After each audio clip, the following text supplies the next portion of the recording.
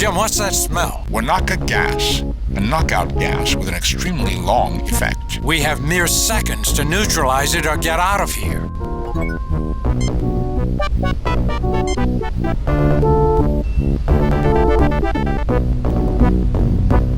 The air is being purified almost immediately. Ah, good old star-based filtered air. So dry it makes me want to drink a glass of water every 5 minutes. I'm sure we can transport you into water if you really want some. Damn transporters. If man were meant to fly around the universe, God would have allowed him to disassemble his own molecules. The transporter chamber. Transporter controls. Jim Kirk. He hasn't seen the trap that human ingenuity can't overcome. Dr. McCoy. For a doctor, he has very little patience. Mr. Spock. He won't admit it, but he's uncertain of their success. Using a transporter is risky, but if we use our heads, it might work to our advantage. Let's go home, Jim. Finish that fight from the ship. That's not possible. The job has to be finished from here. I know. I just wish I was aboard the Enterprise right now.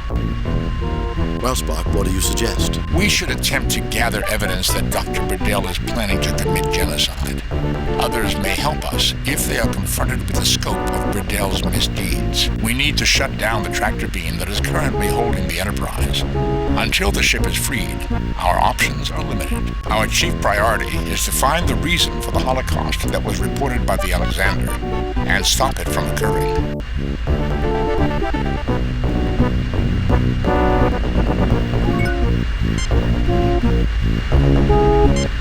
We are ready to transport the dummies, Captain.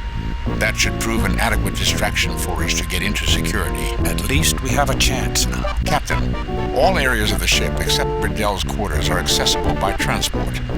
We have access without transport to all areas except security. The dummies should provide a convincing decoy during transport and give us the edge we need. Set transport coordinates for security. Let's transport later. Set transport coordinates for security.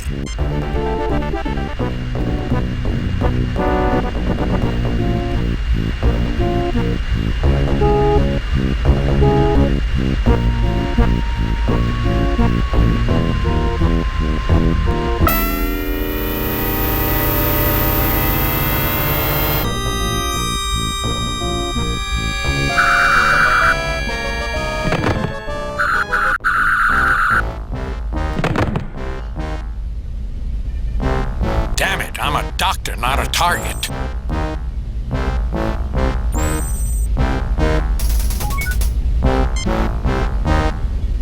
From his insignia, this Vardane has the highest ranking. From his insignia, this a Vardane security person. A Vardane security person. I give you credit, Earther. You show extraordinary guile. Well played, Captain. I'm not playing games. I'm trying to prevent Burdell from destroying the Federation. What's your name, mister? You're not so bad yourself. What are you doing, lowering yourself by working for a lunatic like Burdell? I'm not playing games. I'm trying to prevent Burdell from destroying the Federation. I trust you have evidence to back this claim. If I presented evidence, would you help me stop him? Is there any reason why I should? Do you want to see 100 billion people die? Do you want to see the survivors of the Federation destroy Vardane? Not particularly. And Burdell has not treated us with the honor that the soldier class of Vardane demands. If this action threatens Vardane, our class code demands that we help you. I'll try to provide that evidence. I can't stop you right now. If you return here and present evidence of your claim, I will look at it. Until you can prove your claim, Kirk, my men will hunt you down like animals.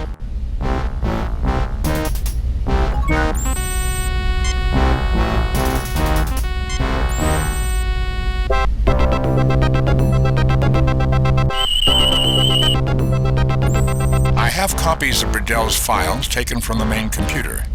I believe you will find them to be authentic and of extreme interest. The date on these files and the security code is from before you boarded.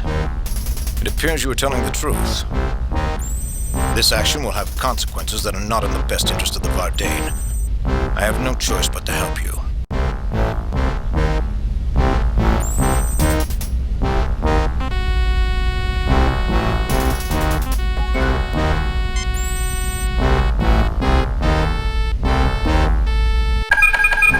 I have deactivated the communications tracking systems, Captain.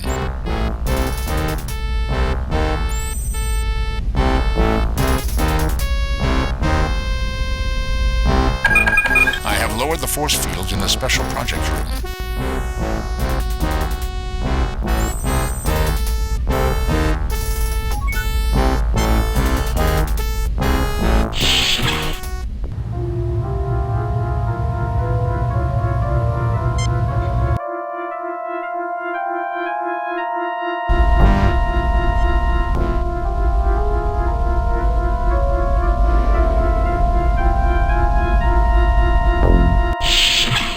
Jim, look out!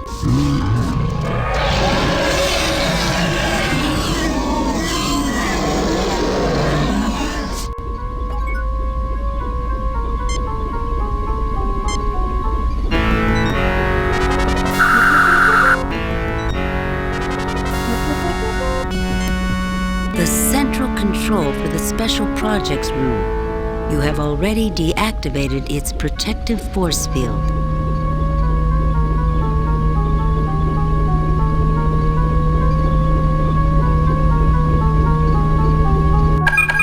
Captain, I have deactivated the tractor beam. The Enterprise is now free.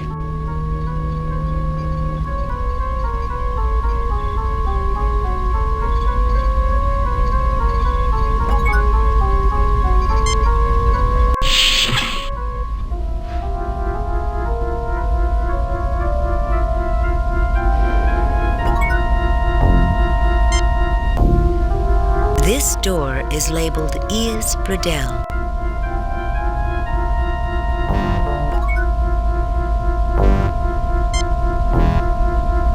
The door is locked.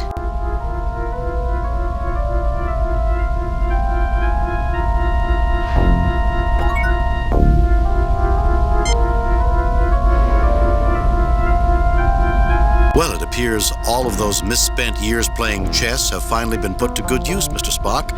We can now enter Bradell's quarters. Misspent years, Captain. Definitely, Spock. You could have been spending time studying or playing baseball with family and friends. Vulcans do not play baseball, Doctor, nor do many humans in this century. Let's go. I want to have a few words with my old friend, Dr. Bradell.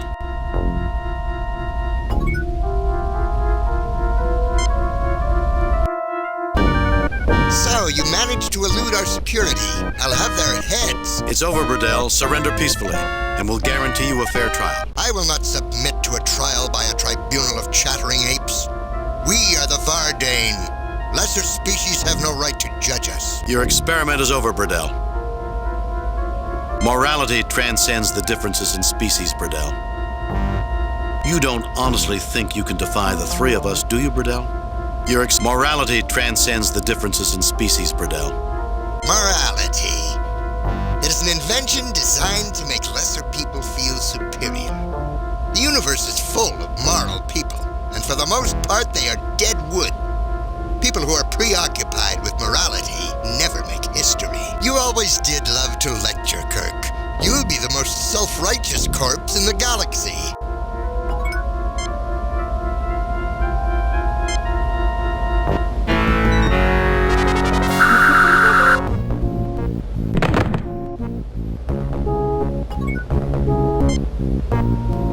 James Kirk is not in a happy mood right now.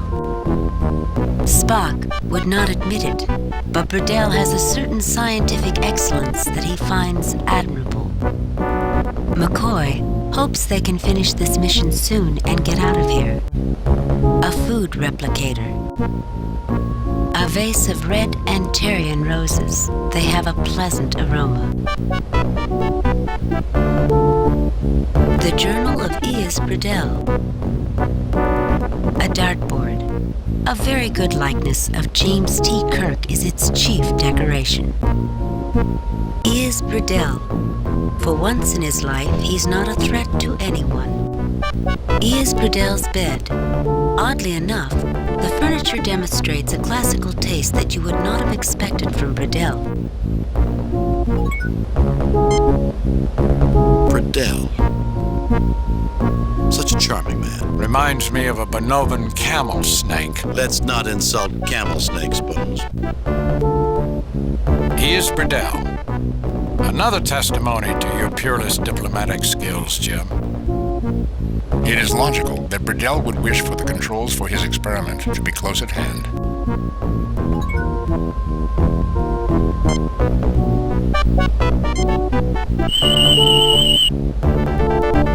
Nothing unusual about that object, Captain.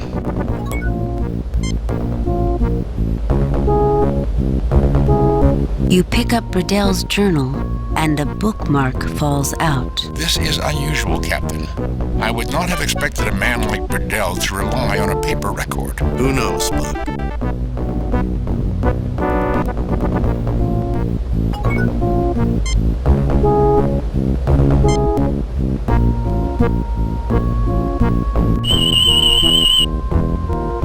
Captain, there is a number coded in base 64. The number is 2188.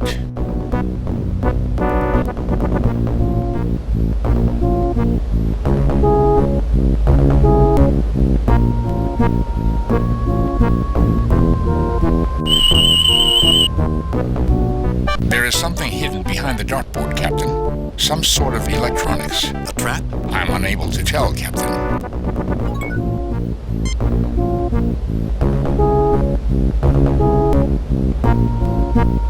The offending dartboard is removed, revealing a set of controls.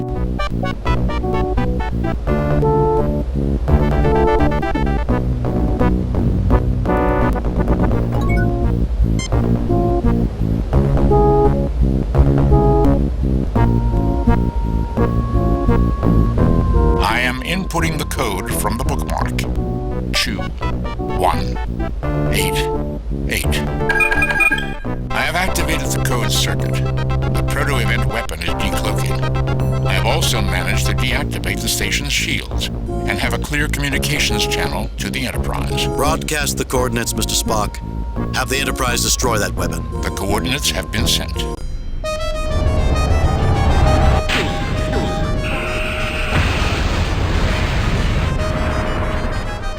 Scotty, 3 to beam up.